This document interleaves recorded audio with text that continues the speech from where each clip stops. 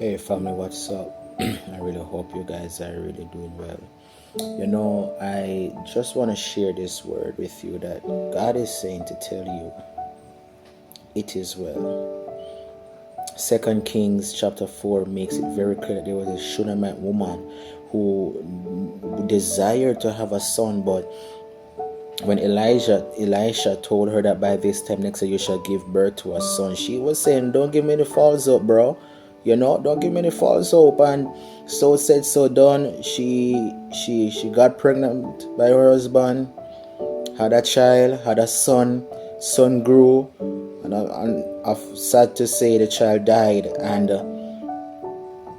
even when the child died, she put the child on the man of God's bed and journeyed to Elisha. And she said something very powerful. Even though the child was dead, even though the promise, the thing that she prayed so hard for, because even though the Bible never said it, you can tell that she was needing a son. And probably she just gave up. And when she received that promise, it felt like the promise was dead. But even in spite of that, she could, and she did say, "It is well." I don't know what you're going through, but God says to tell you, it is well.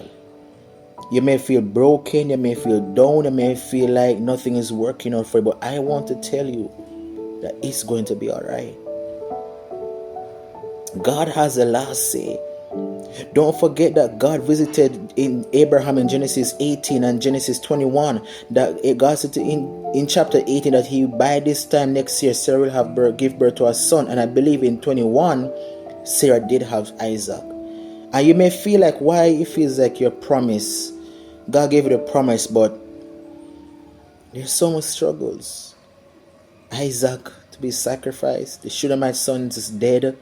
I mean, God gave me this. Why so many situations? God wants you to know that even though he gave you the promise, he is the one who is in charge of how that promise will roll in your life. And he knows what he's doing.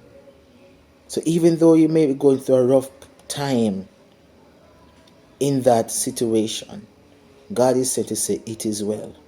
Because that child, that promise, though feels dead, shall resurrect again.